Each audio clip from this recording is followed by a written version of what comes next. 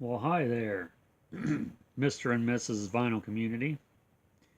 Sitting here on a Wednesday, freezing to death because it's like freezing cold outside. And my record room, I guess Hernando's Vinyl Hideaway, you might call it, since that's what this channel is freezing because it's in the basement. But I'm here to do a vinyl update, and it seems like I hadn't done one in forever. I mean, it's only been a week, but I don't know. Just sometimes it seems that way. I don't know why. I think I'll hold on to this to keep my hands warm.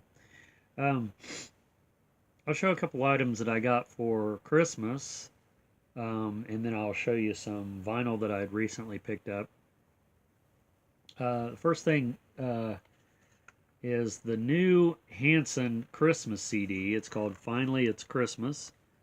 Um, and yes, Hansen is still making music. Um, their last Christmas album was about 20 years ago, so I guess they thought it was time to do another one. It says 14 songs on it. I better set that coffee over there. I'll be wearing it. And it's all different songs than the one that was on the last, than the ones that were on the last Christmas CD. But I liked Hansen when they first came out a lot more than I do now. But I still think they're very talented and the music's really good. Most of the songs on here are pretty upbeat. And then I got this book, Rhett and Link's Book of Mythicality. If you're not familiar with Rhett and Link, they have a channel on YouTube, a very popular channel, and they've been friends their whole life. They've known each other since they were little kids, and they do this web series. Actually, they do several different things. They make music videos. They make regular daily episodes of Good Mythical Morning. They have a TV show that's exclusive to YouTube Red. So they do all kinds of stuff. And this book is a field guide to curiosity, creativity, and tomfoolery. It's basically just I suppose, their life story in a way, and how they got into the YouTube, being a YouTuber, and, you know, everything about that pretty much. So I haven't read this yet, but I'd seen it when it first came out, and it's only been out for like, I don't know, a few months. And my girlfriend picked this up for me, along with that Hansen CD. So much appreciated. And I went, I don't know what day it was, stopped at a Goodwill and picked up some vinyl. A Goodwill I hadn't been to in a while. And I want to say, were these at that Goodwill too, or were there two? It might have been two separate Goodwills. I don't know if these all came from the same place. They must have. But anyway, some 45s first. Liar Liar by the Castaways and Sam on the other side. This song was and is on the Nuggets compilations. Small Faces, Itchy Coo Park, and I'm Only Dreaming.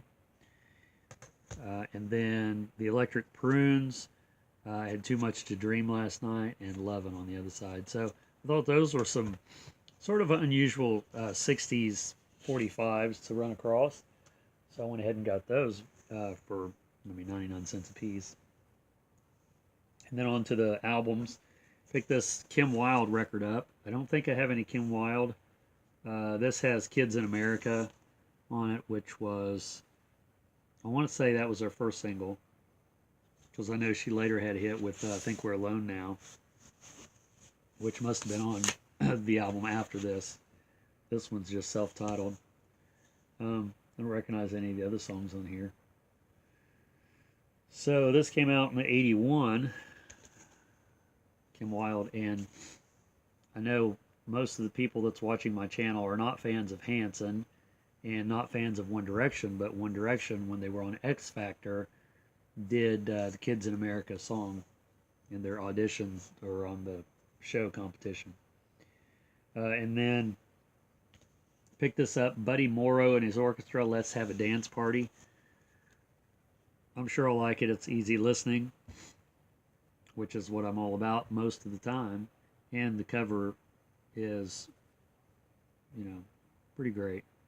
Have to get that sticker off. It looks like she's holding it. So yeah, this is on Camden.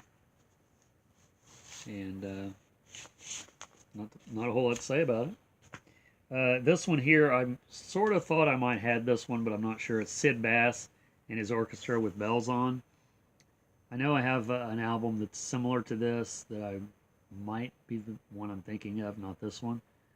This is also on Camden. And, you know, these records are getting more rare and more rare. This one's in a lot better shape than that other one. So when I see them, a lot of times I will pick them up based on the fact that I might never see them again. And I'm sure I'm not the only person that does that, even though it makes little to no sense to someone that's not a collector. I know that coffee's good. And then this one I bought basically for the cover, but I'm sure I'll like it. Bob Krrish Quintet, Cocktails Anyone. I love the font there, the way that's written. But I'd never seen this record anywhere, so I was going to get it, and I almost didn't get it. And it's like, oh, it's only 99 cents. Just buy it, man. So yeah, that's sort of a probably one you don't see like ever. And then some weirdo gospel stuff that I pick up. The Mount Lebanon Quartet. I Am Standing on the Rock. And this guy in the middle looks like he just escaped from prison. He, for some reason, I don't know, that's the impression I get. I mean, I guess that's possible, but probably unlikely. And he's also in the middle on the back there with the checkered shirt. I think that's him in the middle. Yeah. So this is from Cincinnati, Ohio. A local Ohio thing on Rose Records. A lot of these gospel records that show up are a local thing a lot of times. You know, if I was to go to, say, Kansas, I'd probably run into gospel records that was local to Kansas. You know, and thinking about that, it's like, I can imagine how many records that I really don't have access to because of that, you know, them being local or not local.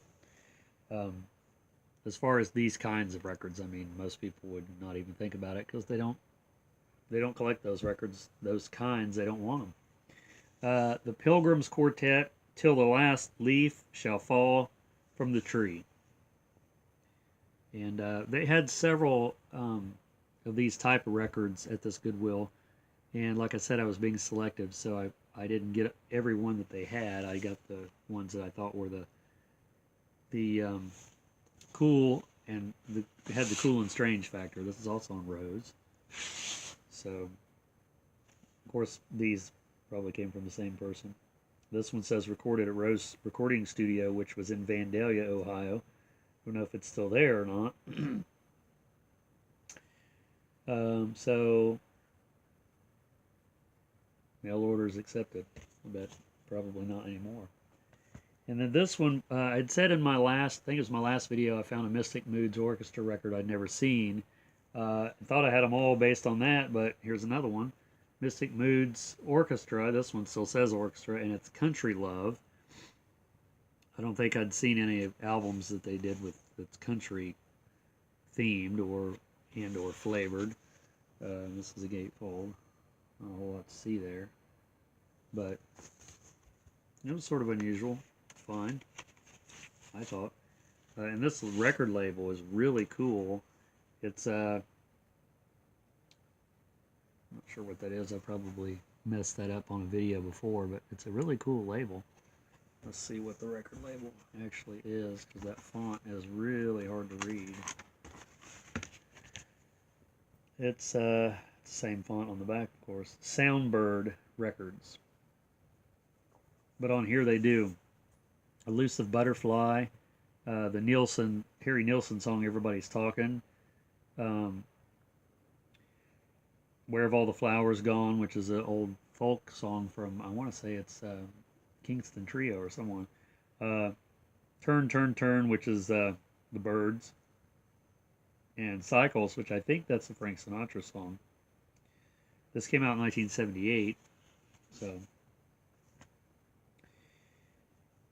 finding stuff in the wild is sometimes better, or most of the time better. I mean, it's getting few and far between at like thrift stores, but it's better a lot of times because you find stuff that you would have never seen probably at a record store 9 times out of 10, like if it's that really obscure stuff that nobody wants.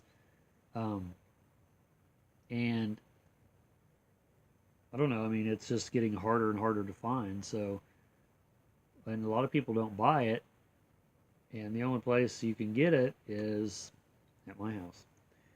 And then this one here I thought was probably the coolest cover out of all of them. The Harbingers All Have a New Life. This is on Jewel Records. It's one of those crazy covers that I like. It's like, you know, I could imagine the conversation before they took the picture. It's like, okay, we're all going to stand at an angle and hold our mics the same way, and we're going to pretend we're singing, and you go ahead and take the picture. And that's what they did. So this one is in Cincinnati. Jewel Recordings was in Cincinnati, Ohio. So see what the label looks like on this one. It's pretty generic. Upside down every time. So, and then I also picked this one up. This is the Dayton Harvesters. Tears Will Never Stain the Streets of That City. And I really like the cover of that one. It's quite hokey, you might say. And being the Dayton Harvesters, I'm sure it's probably an Ohio. Yes, from Dayton, Ohio. Also recorded, manufactured in Cincinnati. So, Dayton, Ohio. Yep, Dayton Harvesters. And the label is just like, it's not really a label. It's just a blue, blue label. And then I got another one here that they had 2 copies of this one at the same Goodwill. I'd never seen it before. And this one's autographed, so that's why I got this one. It's Across the Bridge by Lois Jane. Not Lois Lane, but Lois Jane. And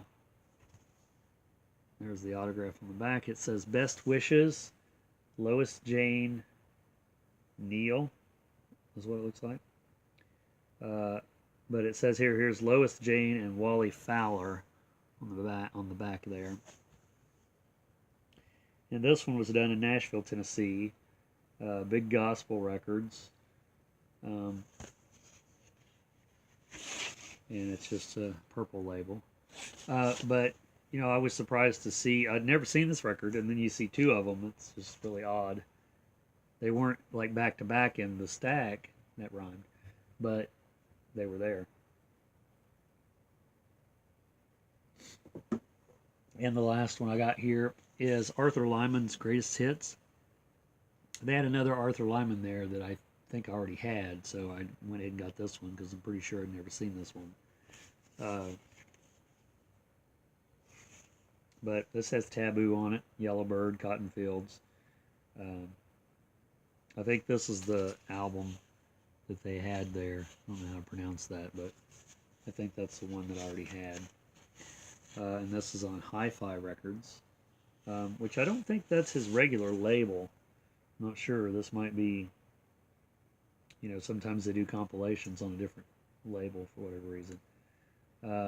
Jungle Drums is also on here.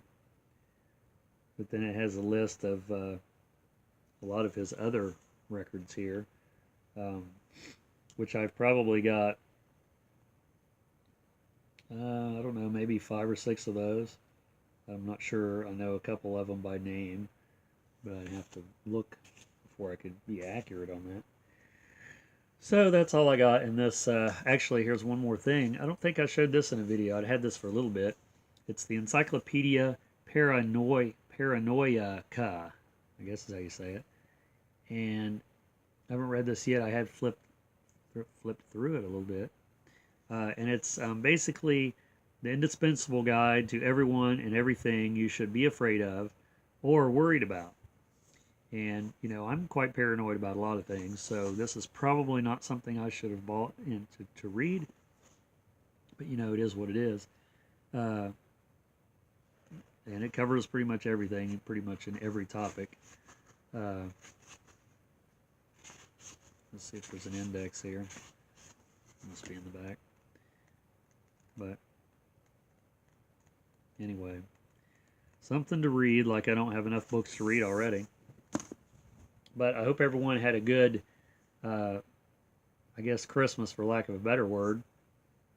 It was also winter solstice. It was also Yule, you know, whatever you guys celebrate out there. I personally, the older I get, the less interest I have in holidays. I think that's just me, really. It's not for any specific reason. But New Year's is coming up. We got, I don't know, about 3 or 4 days before New Year's Eve. So, you know, if you're going out on New Year's Eve, be smart. Don't start. No, wait, that's something else. So thanks for watching and all that stuff. And we'll see you probably next year. I'm guessing something like that. Maybe, kind of, sort of.